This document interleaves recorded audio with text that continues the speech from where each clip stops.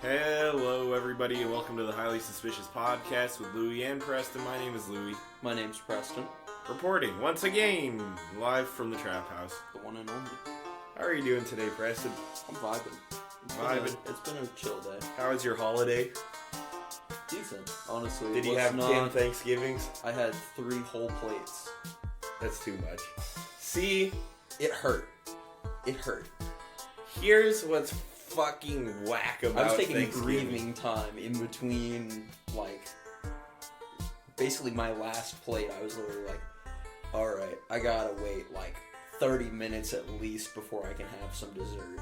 Your family at Thanksgiving sees you in physical pain, sitting down, Yeah. unbuttoned pants and everything, fucking spilling out looking like a fat fuck, and they're like, are you sure you don't want to keep eating until your stomach explodes? Are you sure that you had enough with 4 full plates of food? It's really that I paced it wrong. I had 2 plates at my grandma's, but it was too fucking good that I couldn't help myself. And then she surprised me because I was already expecting her pumpkin cookies that just smack, because they're cakey and they have brown sugar icing on top, so it's just straight smacking, and they're bite sized too, so it's just easy to keep popping. That makes them more dangerous. It's so fucking dangerous. But then she also pulled up with the Costco pumpkin pie cheesecake. Eee. It's literally like a pumpkin pie layer with a layer of pumpkin pie flavored cheesecake on top. It was so rich. I had 1 slice and I was like, it was one of those I didn't even get up from the table in between the meal and dessert. I literally was just sitting at the table just digesting because I had 2 whole plates. So my stomach was just popping out a little bit. I was wearing a sweater and I was just I just need a minute. This food's just sitting so heavy on me right now. I just need a minute. And my last plate did me over. It's crazy how many desserts that you have at Thanksgiving too, because well, and then I was also having some beers that my uncle got. They're Belgian triples, so they're 9% ABV, but they're also delicious. It's nice and spiced, but it's also super foamy, and I think that's why it's filling. Maybe if I had poured it into a glass and got rid of some of that excess carbonation, for sure. But I only downed 1.5. I actually didn't even touch dessert while we were over there.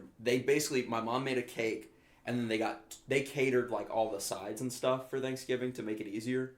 We got 2 pumpkin pies with that. I just took a whole fucking pumpkin pie home with me. Mm-hmm. We had to stop by Nikki's family to say hi real quick on the way home, and it was already almost 8 o'clock. Mm-hmm. So I just grabbed a pie, took that shit home with me. I was like, you got a whole other pie and a whole cake. Mm-hmm. It'll be fine. And I just was smacking on that with my Thanksgiving leftovers. I'm making turkey soup tonight with my leftovers.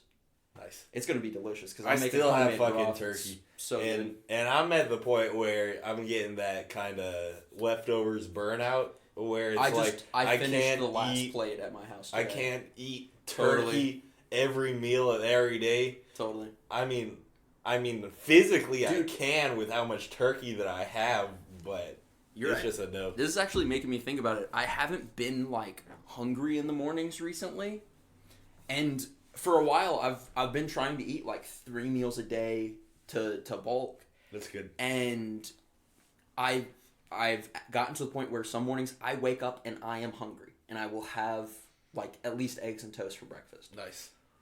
But for the past few days, I've had no appetite in the morning. I've just been sipping on my coffee until noon, and then I'll finally have an appetite. Coffee, I think it might just be. I usually don't even feel that way off my coffee intake. I mean, caffeine does kind of. I don't remember the science behind it. Maybe the fucking overeating on Thanksgiving. My body's just let's chill out for a second, bro. I mean, I literally took a ginger pill after my 3 plates on Thanksgiving. I was I need something to help this process. This is gonna fuck me up. I survived though. So here's a question that I'm going to ask about Thanksgiving. We'll get into a first topic, which is Thanksgiving related. Okay. So Phil says this to me yesterday. So, I heard that you ketchup with your turkey. Do you? Is that so fucking weird. Kind of fucking weird. It's kind of fucking weird, my guy. I don't understand why it's weird. I didn't realize until he said that I'm Does your family do that? I don't think that they do. I don't even know where I think that I up think from. normal people just drown.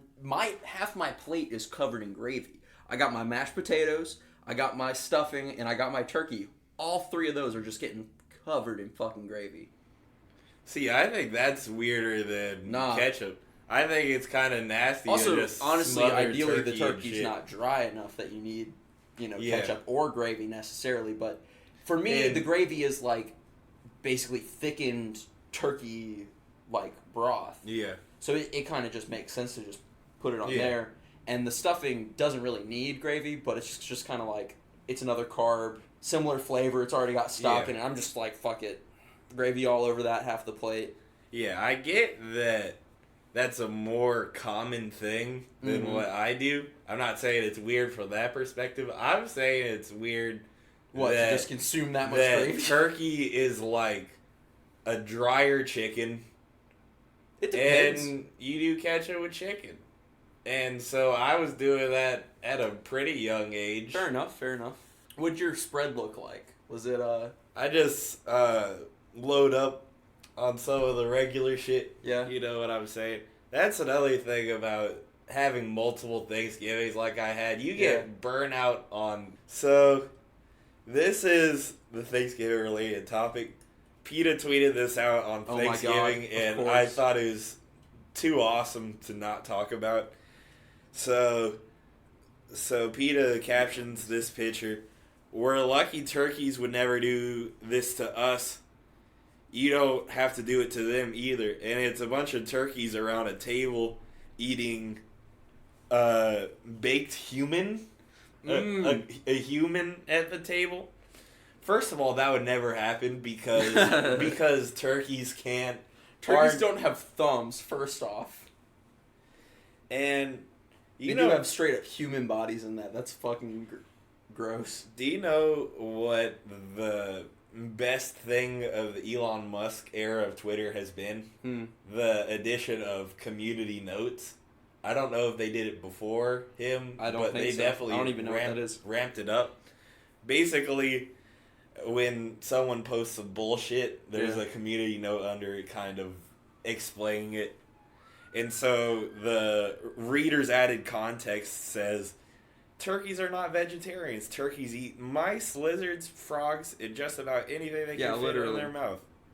If turkeys were larger or had the technological means to farm or eat humans, their current diet reveals that they likely would. Literally. It's just one of those where it's like, you clearly fundamentally don't understand nature if you really think, it's unnatural to eat meat. That's where a lot of vegans come off, really. Is like, clearly your body's not designed to eat meat. You have all these molars for chewing up fiber. It's like, okay, but we also have canines. We also, with a proper lifestyle, there should be minimal detrimental effect of eating. Red meat's probably the worst for you, but it doesn't mean that we can't eat it, Yeah. And it's more so about, like, I agree with them on a lot of the, like, infrastructure of the industrialization of agriculture. Like, I'm anti-pesticides and I'm anti, abuse of animals, basically. But also, if something's food, it's food. And if we're animals, which we are, it's just natural to eat what we are able to eat. Just like any other animal on the fucking planet does. And it doesn't make it malicious. Just because a wolf eats a deer doesn't mean that it fucking, like... Hates the deer, yeah. It's what the wolf does. It's just what the wolf does. And I can eat cow, and that's just what I do. So, when you... I can eat turkey. When you asked me how was the game, I had to ask you which game, because I went to 2 games this weekend, and one of them was a horrible disappointment and ruined my life. Totally. So... I was watching it at work. We've kind of chronicled the season for Louisville football, the Cinderella run that they've kind of been on. final record for the regular season is 10-2. Mm-hmm. And if you asked me if that would be good enough for the first year, I think everyone says yes, absolutely. Right. Fuck yeah. But at the beginning of the year, when this new coach was hired, no one was saying that we would win all these games. No one was saying that we'd beat Notre Dame. No one was saying that we were finally going to go to the ACC championship. We were saying that we'd finally be able to beat Kentucky and win back the state and show that we're not constantly the little brother of everything. We could not do that on Saturday. I guess not this year. And this is why I want to kill myself. So for 4.5 years, I've been a student at University of Louisville. And it's been painful from a sports perspective. This university that has historically had pretty damn good sports programs, like Lamar Jackson was just a couple of years before I got here. The national championship in basketball was just a few years before I got here. 6 years. That's a lot of time, but not a lot if you think of like the grand scheme of things. You don't usually think of a program that had a national championship 6 years ago and think, oh, well, they're just fucking shit now. They just can barely beat anybody now. So I've gotten the real short end of the stick. And you know how many times Louisville has beaten Kentucky at either of those sports?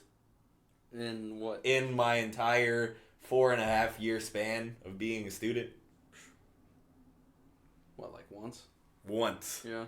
Once for the entire time that I have been a student has Louisville not been a little bitch.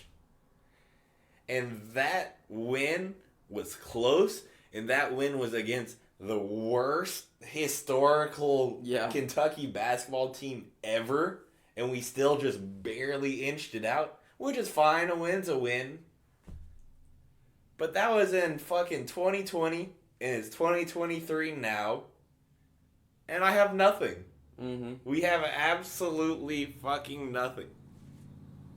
So it's crazy because it was such a close game. So close. Back and forth, but we just kept making bonehead mistakes. A little bit like the Pittsburgh game that we lost earlier in the year, which was the only other loss we had on the year.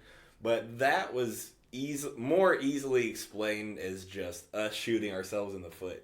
You know, we turned the ball over a bunch. We got a bunch of penalties. The weather was shitty. We had some bad injury luck, so our best players weren't really playing like that.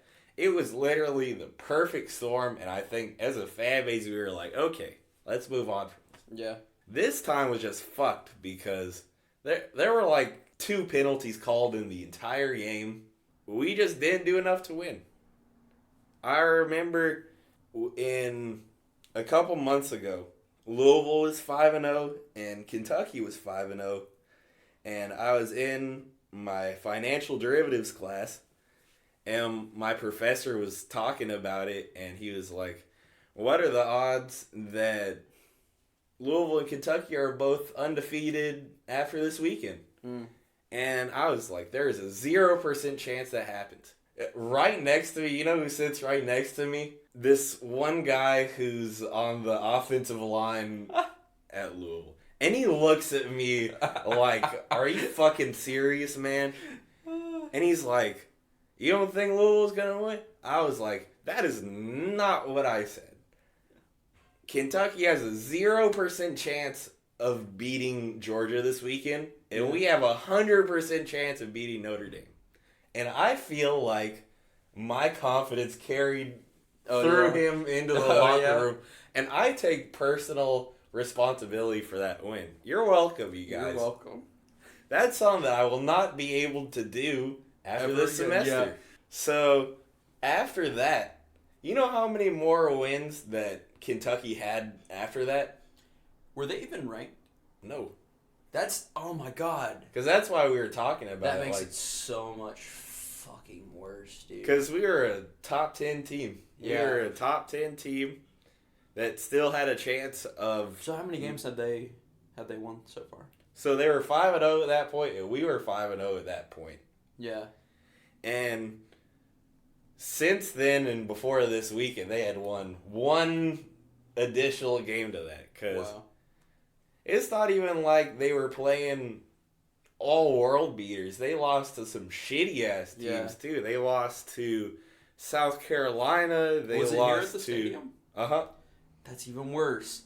Fucking home game, unranked fucking team, our fucking rivals. That's And it was a sold out stadium too. Yeah, dude. It was an all time record. You were putting it up on your story. It was fat as fuck. Yeah, it was. And red everywhere. Yeah. You know? As it should be. I went to the Louisville, Kentucky game in 21. Dude, if they had won, can you imagine what the energy would have been like? It would have been awesome.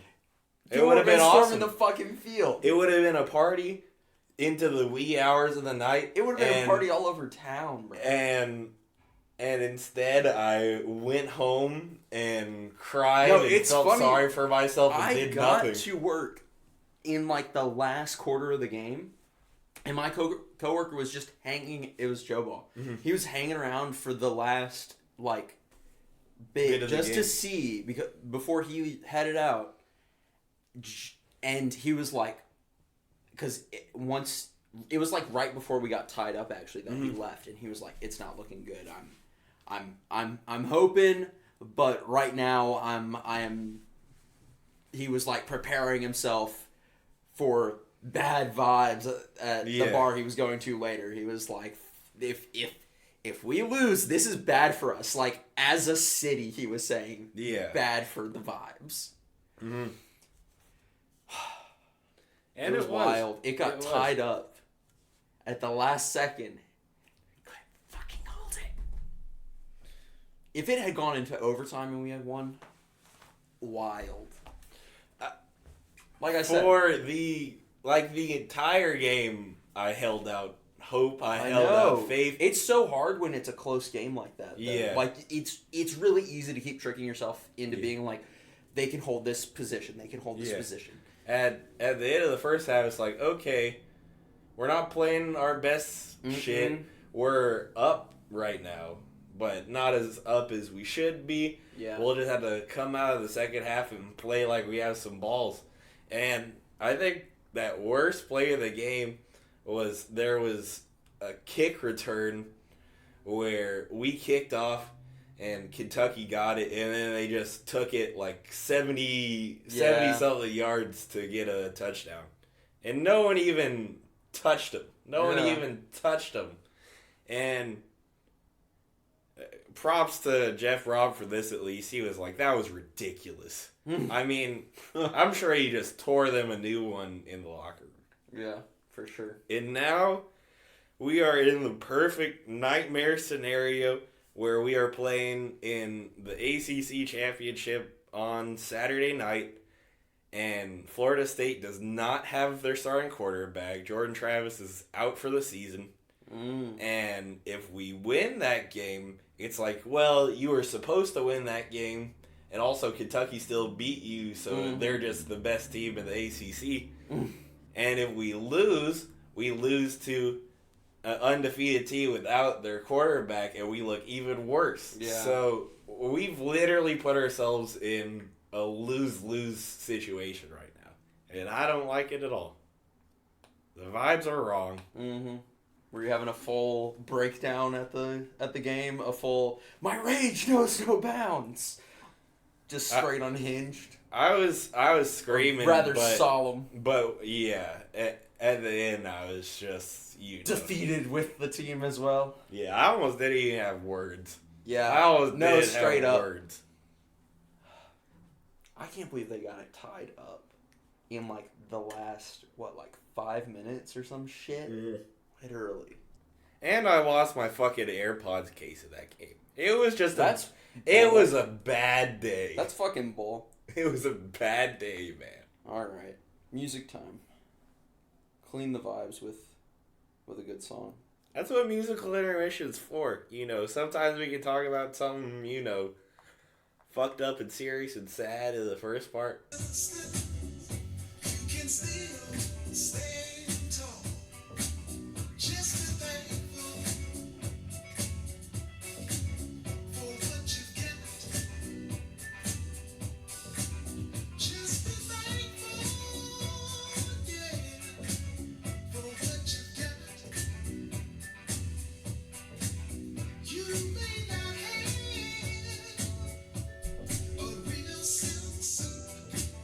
So that was Be Thankful for What You Got by William Devon. Such an appropriate choice after Thanksgiving. I know, right? Crazy. It's just, I really can't stop listening to this song. Would have made more sense for the Thanksgiving. It's super catchy. So, I'm going to guess that that's a newer song. Not at all. Because it sounds, I thought it was going to be almost a pump fake like the one that I showed you last week, where it sounds super old school, but it's actually has a classic feel. But no, it definitely sounds like some 70s sort of shit. Totally. But him talking about the gangsta lean, that kind of made me think it might have been felt more modern. Mm-hmm. Even though, gangsta's been a term for 1,000 years. Just might not have been used in R&B as much. Yeah, recently. Or that sort of context. Do you know when it did come out? Just out of curiosity. This I think was like 1974, but this is a remix, so it's maybe a little. Yeah, this is a 1974 soul hit, but this album says 1980. So and that's a remix. So this is William Devon, and this seems to be like his hit song. There is a single that came out recently by him. And then we got some like older stuff that got released later on a 2017 album. I think that Lupe Fiasco might have sampled that. That sounds totally believable. Like that's sort of, it's interesting because like I like that I listen to stuff like this when I'm not listening to hip hop, because this is where a lot of people who write hip hop are drawing influence from. For sure. And so I'll definitely hear stuff and I'm like, this sounds really familiar, and then I'll like have 3 different songs that have sampled that song.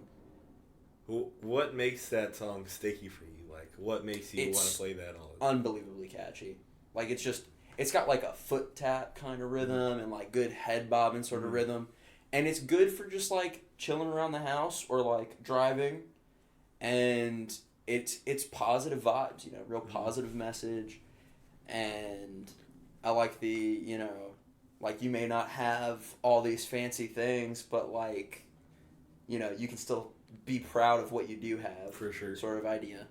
I do hear that as you could play that anytime type of song, which is it's also one of those where it's like, I don't know, like if it's early in the morning, like if that's like how I start my day is with something that just like funky, vibey, pick you up, make you move a little bit sort of music. Yeah. Another reason why I thought it might have been more recent, just the bass on that is it's immaculate, awesome. Honestly. I think a lot of people don't pay attention to stuff like that. Mm-hmm. But I think having a great bass line like that drives the rhythm of the song, that's just so important because without, like if you took that bass line out, that would be a very sparse, barren instrumental. It's interesting too because like the vocals aren't even, like his voice is great, but it's not that lively, like the oohs and the ahs without like that really strong beat, it would almost be a little more lullaby-esque. Yeah. It sort of amps up the whole energy of the lyrics even. More of a groove to it. Yeah, for sure. With that strong beat. I was waiting for the UK rapper to start rapping on it. That's funny. That'd be really funny. I'm just curious what's remixed this. or like You mean sampled it. the Lupe song I'm thinking about? I'm sure that there are other songs that have sampled that. It was on one of Lupe's early mixtapes, I think, but I wouldn't need the pod to scroll through the songs. We got Bass by A$AP Rocky. Interesting. I like that song. I wouldn't have guessed. Stand Tall, Ice Cube. Is this alphabetical? I believe so. No. Ludacris, Diamond in the Back. That's funny because that's one of the lyrics from the song, literally. Oh, the song names are in alphabetical order. That's what NWA, Gangsta Gangsta. No, I don't know what order it's in. You don't see any Lupe? I don't see any Lupe. Damn, I might have made that up. Okay. Well, I'm going to edit that out and say that I recognize it from an A$AP Rocky song called Bass. And we're just going to rock with it. Can you imagine doing that? Just straight up lying on the pod. It's also one of those where it's like they're not reinventing the wheel with it sort of songs, you know? Like, it's what works. With a lot of songs like that were like big hits back in the day, I don't know why, but I just find that so interesting because it's like, what about songs like that make it hits back in the day? Because I know what makes a hit now, you know, right? It's catchy, it's viral, it's upbeat, and even if it's not upbeat, it's, you know, it sticks with you. Yeah. And I can see that sticking with you, but I'm just so interested in what made people like that so much. Totally. Maybe that sort of funky, vibey stuff in the 70s was just popular like that. Well, and like I said, it just works, you know? Like, you have a strong vocalist, you have a solid beat, and you got those, like, little riffs in there, and the lyrics are solid, you know? You're talking about some real shit. You're saying, you know, you may not have a Cadillac, hell, you may not even have a car at all, but, you know, you can still walk with some pride. Yeah. You know? Real.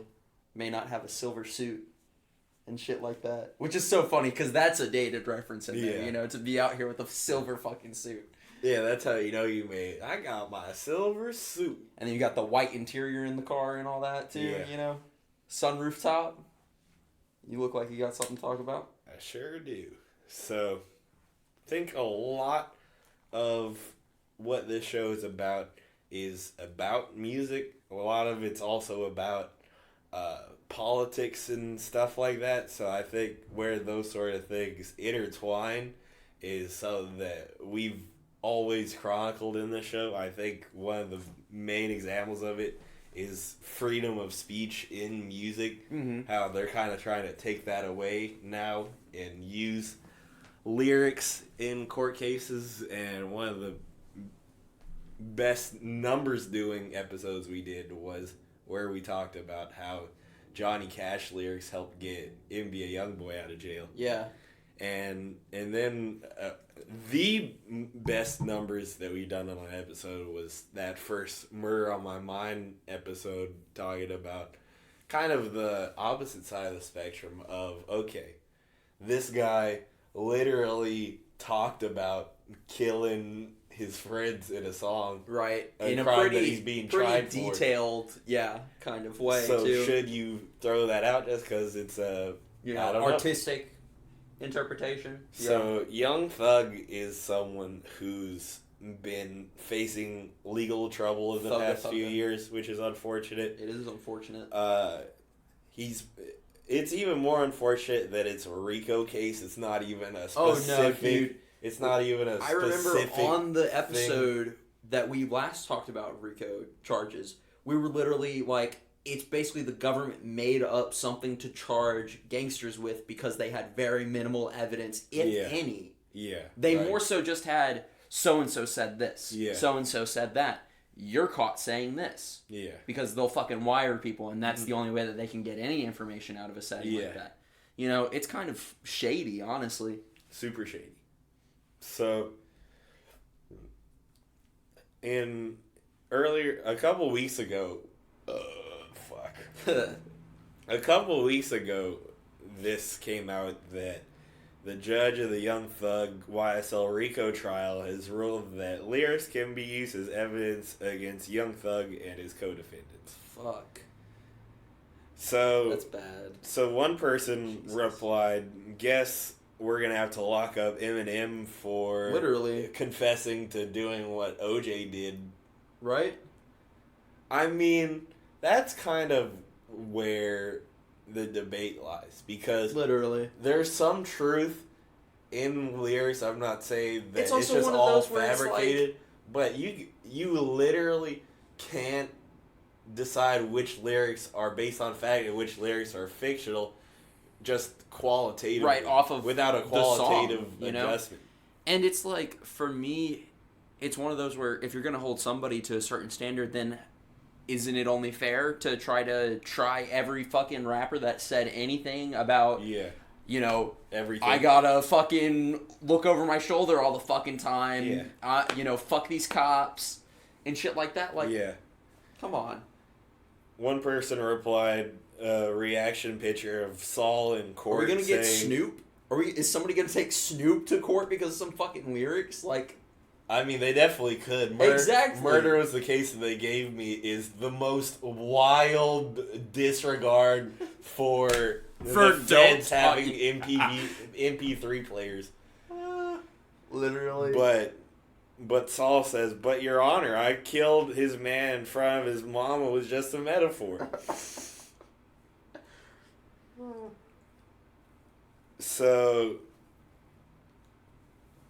So following that up, because we didn't have a chance to talk about that a couple weeks ago when that came out. Yeah. Any other updates on that case since then? This very funny Young Thug interrogation clip came out, and I'm gonna that's great. Play that Please. for you now. So for context, he's explaining one of his lyrics. Awesome. The lyric was "No homo, we smoke dicks," meaning the blunt that we smoke are big. The blunt that we smoke are not regular sized blunts. That's the meaning of it. But people take it as So he was basically that's like the best lyric for him to have to pull up. So That's one of those where it's like, do you think the lawyer asking him the questions at the stand was like these lyrics specifically, or I'm just sure. like I'm sure he'd have to, or it could be one of those of like, what do you mean? You know, like give me an example of a metaphor in one of your songs or something. So for you guys that might not have heard that because the audio is kind of shitty, the line that he's explaining is "No homo, we smoking dicks," and he's trying to explain to a court full of white people that he was talking about big, thick blunts that were rolled up. Fat blunts. Fat. So it's just, and then for him to be like, and people take it personally. Iconic.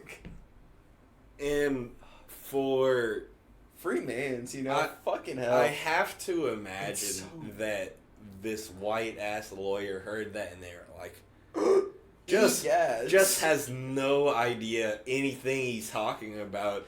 And so he's like, no, you're smoking dicks, which means you're killing dicks. You're shooting people that you don't like and are calling dicks.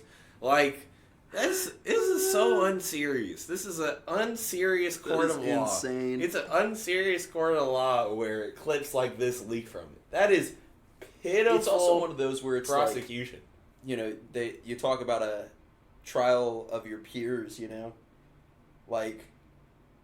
Should that be a courtroom packed out the wazoo with other rappers? Yeah. You know? Yeah. Because that's basically his peers. Like, even some regular civilians aren't going to understand what, you know, people in that genre are really talking about. Because there's some shit that's just kind of antiquated and really specific to a certain environment and a certain lifestyle. I think that would be a good, like, not character witness, but like an expert to get, like, right, some other rapper to say, get like T.I. in the room. Here's, you know, or kind something. of what we're really trying to talk about when we're saying, Because if it's Young Thug explaining his own lyrics, the court might be like, well, he's just making shit up to get off. But if you get like someone else to explain the lines for them, right, without they might be a little more someone that might it. not even have Yeah. a relationship with Thug, I think that would make sense to do that. For me, I think we brought this up the last time we were talking about a case like this. It's just one of those where it's like,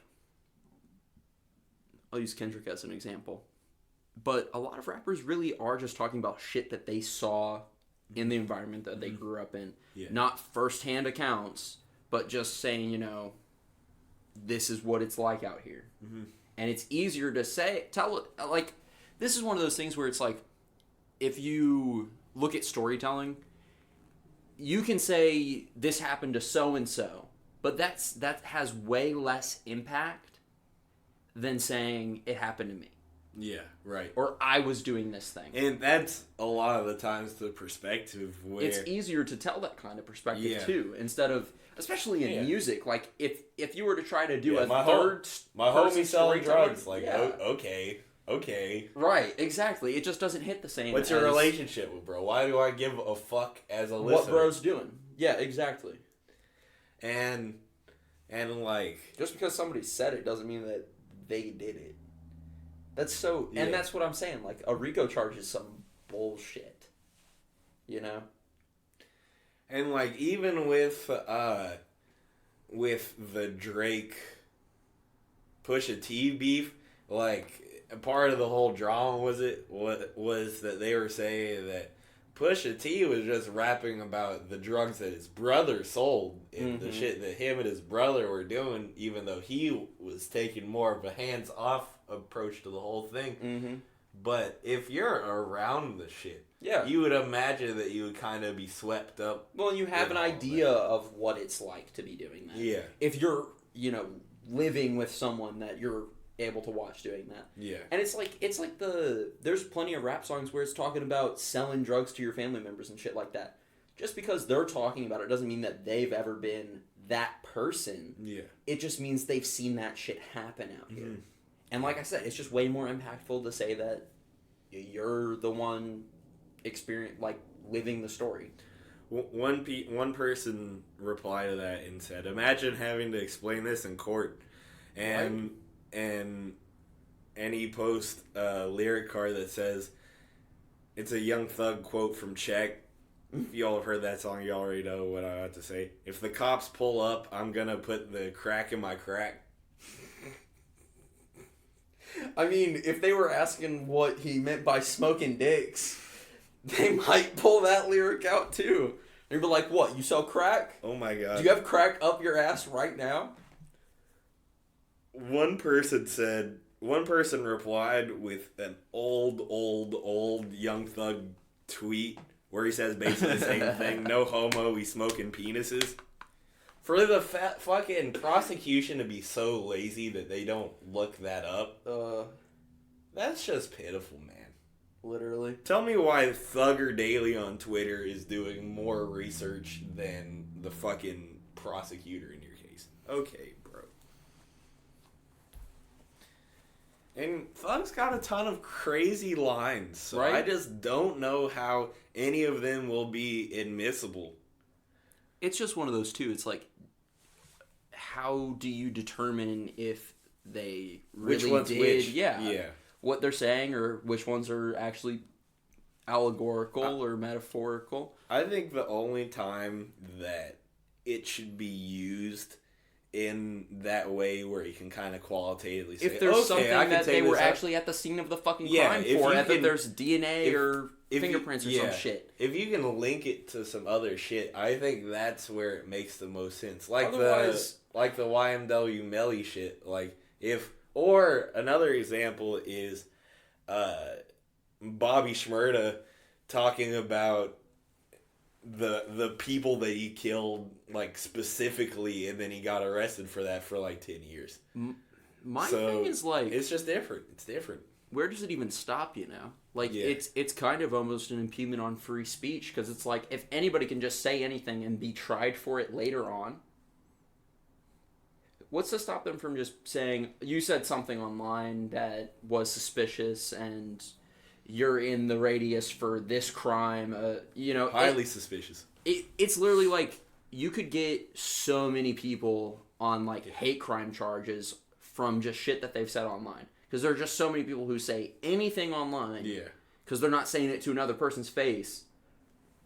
So, you know, I don't know. If you're going to try Young Thug for saying some shit in his music, time to go online and get all the fucking Nazis, I guess. It seems like that would be a more pressing use of their time, but whatever. No, and that's... You. It's wild. It's more so just like... I think it's almost like political theater, you know? Mm-hmm. Like, if they're gonna... They like the idea of making examples of people in court a lot of the time, and so... As a deterrent or whatever. Literally. That's proved not to work. Right, exactly. So, here's the darker side of this. Because on a surface level, it's funny as hell hearing Young Thug try to explain these crazy-ass lyrics in court. Well, he definitely wrote some of the shit while he was doing drugs. Mm-hmm. I think he said once, I nut on that fish on my sofa. That's right. No one knows what he means. No one knows what he's talking about. I don't know what the fuck he's talking about. So, I feel like that's the lyric you pull out and you're like, if he said this, how can you listen to anything else that he said? Right. But the darker side to all of this is if the government is able to do this with rappers, a genre that has been politically conscious to some degree since its inception, literally, then why stop? Why wouldn't they go after people like Kendrick Lamar, people like J. Cole, mm-hmm. people that are actually legitimately, occasionally speaking truth to power, mm-hmm. when they have this tool at their disposal? And I'm going to give you all an example in case you all forgot. You all see a bunch of memes about something and you forget the actual significance of it. At one point in time, 21 Savage said something about ICE, and then immigration threw the book at him. Said, you're not really an American. We're going to detain you in a jail cell. That's right. And the internet was just focused on the fact that he was British, that he might not have even been as hard as he was talking about. But what people should have focused on was that immediately after he said some shit about ICE, he got fucking detained evil, for corrupt it. Organization. He got fucking detained for it. Mm-hmm. So, if you give the government a reason to throw the book at you and a means to throw the book at you, mm-hmm. in what world do they not throw the book at you? Politics is a fucking theatrical game anyways. We talk about it all the time. Mm-hmm. If one rapper or whatever is speaking against you or talking up your competition or whatever, or quote unquote indoctrinating people against you, of course, then they're gonna want to do the same fucking thing to you. And I think someone like Kendrick would be safe from that, but just because of like statute of limitation shit, mm-hmm. you know, all the shit that he saw in the streets was 15 years ago, 20 years ago at this point. So you can't retroactively go back so far. In the same way, they wouldn't really be able to try Snoop Dogg at this point in time. Yeah, I don't know. My thing right now is like, you saw that they quote unquote got the guy that shot Tupac, right? It's literally like, that's the only motherfucker that was even on the suspect list at one point in time forever ago who's still alive. That's really it. And we all know it was the fucking government or the fucking cops. But they really want to throw... They want to throw you off and say, you know, we got him. You know? So, in a way, they can just sort of retroactively go back however far they want and just say, you know, at one point in time, you may have been a suspect. Which is fucked. Because that's just like, that's somebody just living their life. Yeah. Even if they did or didn't do it, like, if they're not doing shit like that now, does it really matter? And come in. Sorry. Ah.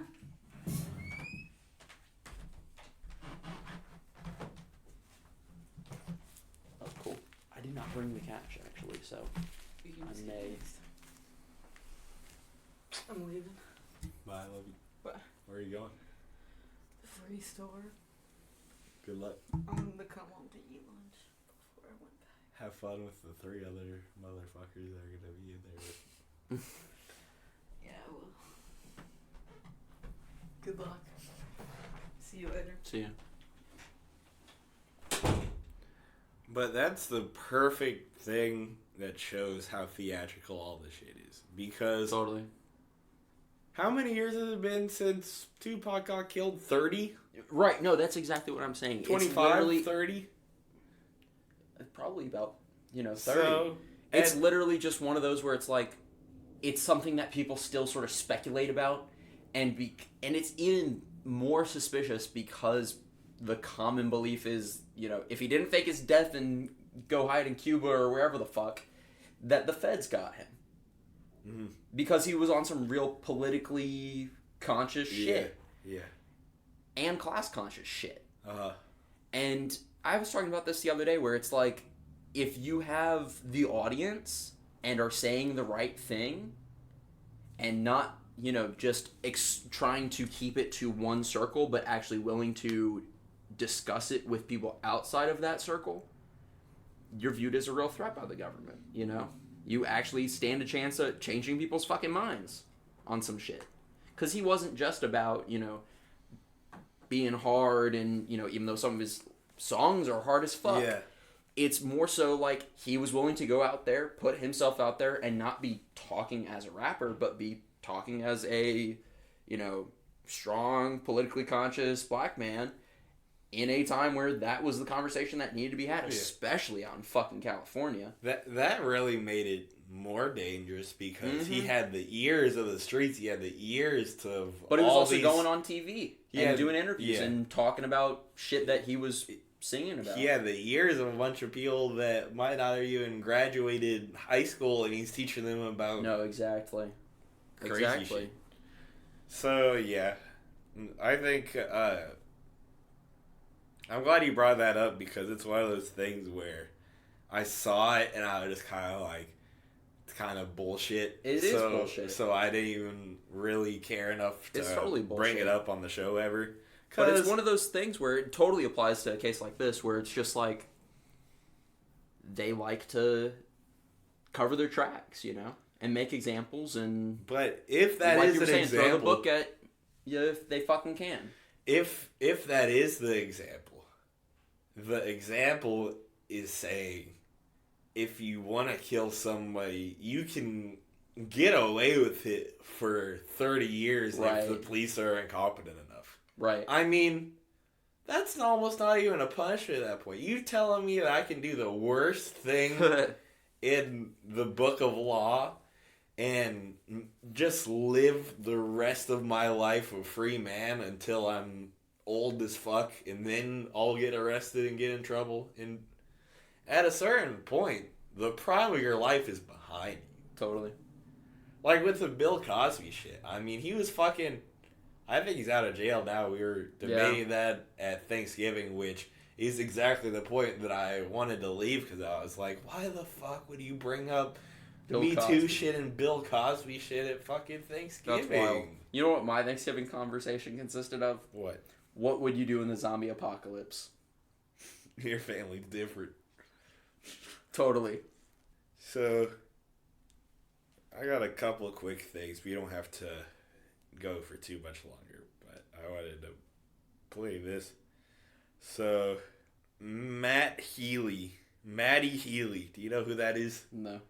He's the lead singer, I think, of the 1975. Okay. Which is the goated most white bitch band ever. I don't really care for their music, but to each his own. So here's a video that came out of him being on stage talking about Kanye West. Interesting. You know what? I'm not being self-celebratory, but Kanye's one of my heroes. You know what? You gotta fucking believe in yourself. That's an ultimate hero to have right now. I understand that. But separate the anti-Semitism. Just think about the self-belief. And the truth is, no, shush. Sheesh. Literally tell me, one band in the past 4 years that could do what we're gonna do in the next 3 months. You know what? I'm not being self-celebratory. So, What the fuck? But Kanye's one of my... so much to unpack. A lot to unpack in that little 29-second clip. First thing to unpack, aside from the anti-Semitism, is an insane statement to make. Facts.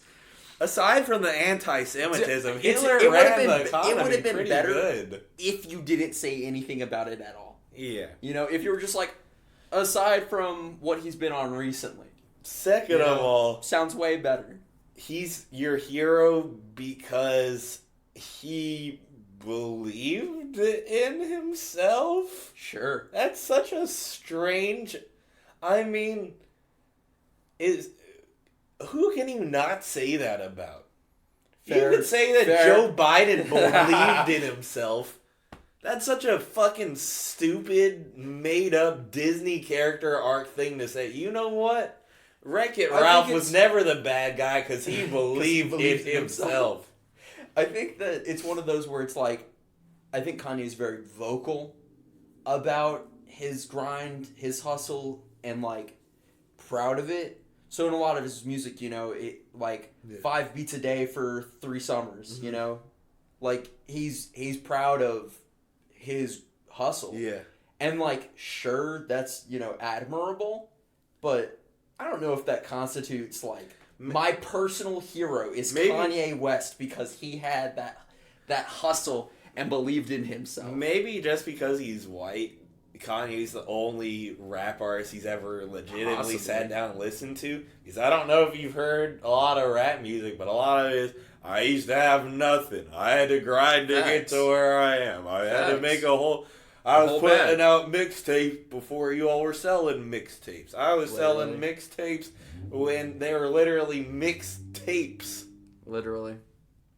Anyways, and another thing that this is really the reason why I brought this up. I'm gonna play it for you, but with no sound on, so we don't have to hear this bullshit. You see what's on the side of his screen? Why does it look like TikTok shit? Oh my god, that is TikTok shit. What So- the fuck? So his fans are just so fucking brain dead that if he doesn't have Subway Surfer on the one side of the Jumbotron, they just cannot focus for 2 seconds. Or if they don't have fucking, that's like oddly satisfying stuff Yeah, on literally. the left side. If they don't have that, they just can't pay attention. Jesus Christ. World is cooked. That's Literally that's the only closing. I think that should be our closing point. World is cooked. World's cooked. We done. That's tragic, dude. That's almost worse, because, like, you'll see this a lot in, like, sci-fi shit, and they're sort of even talking about it right now, but, like, putting holographic ads or, like, drone advertising in the sky. I don't like it. That's almost as, like, dystopian as that. Genuinely. Yeah. Just, what the fuck? At a whole ass stadium on the whole ass Megatron, they literally pulled up the fucking TikTok shit around his face. That's weird as hell. Super weird. Super Super fucking weird. You got a final clip to play? If you want to, We can get it this out of the last way. one. It shouldn't be a long thing. So, Is it some other dumb shit just like that? kind of, yeah. Equally So, pathetic. Kawhi Leonard won a championship with the San Antonio Spurs in 2014, and after that he got traded to the Raptors where he won a championship there, and now he's on the Clippers, and so he made the return to San Antonio a few days ago, and the crowd was booing. So that's just context for this clip. And so the old ass San Antonio coach says this. Excuse me for a second. Pops on the mic. Stop all the booing. Let these guys play. It's got no class. It's not who we are. Knock off the booing. I'm telling the fans to lay off Kawhi Leonard. That's not San Antonio. So this is like the oldest coach in the NBA too. Yeah. Because he's been there since Tim Duncan was winning championships in like the 90s. Yeah. So he's fucking old as shit. And I think the culture of just, you're not on my team anymore, so I don't like you anymore. Yeah, literally. I think that's fucked up. I think that's fake love. Totally. To love somebody when they're on your team. And then, I mean, root against them is another thing. Yeah, but you can root against the team that they're on. But that booing, person got you, yeah, a championship however many years ago. Show a little respect. Yeah, booing of it's not finals their fault that they're on a MVP different for fucking guys. team. They got traded. That's how that shit works. That's I think the main point of it. Yeah. Because if there was I can get where he's coming from too. It's just kind of one of those where it's like almost professional courtesy. Like, I'm glad he said something because that is fucking kind of whack. Super whack. To just be like, you know what? Fuck you. You're not on our team anymore. Yeah. Whatever you did in the past, fuck that too. Yeah. And I think that is the main point of that. Like, he got traded. Show some respect. He like, got traded. It's not his from you fault. guys. He's not on the fucking team anymore. And he's never been like a big drama guy either. Yeah. I think sometimes it is fine to boo a player that used to be on their team if they just brought a bunch of fuck shit to your team and put you all in a worse position than you were already in. Prime example of that is Kyrie Irving when he was on the Celtics. He came there. He was there for like a year. He said that he would 100% re-sign with him, and then he just upped and did. That's right, yeah.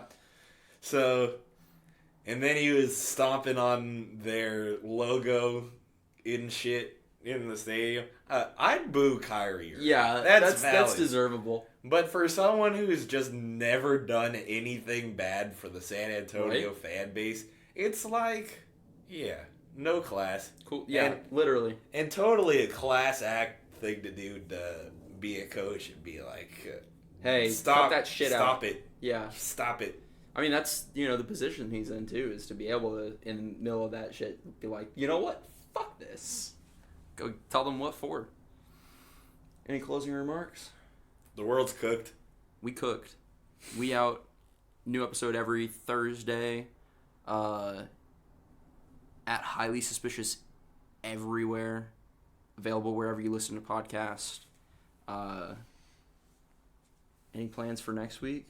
Special episodes? I can't believe we're over 100 episodes deep into this shit. 101 episodes. As of this, yeah. Special.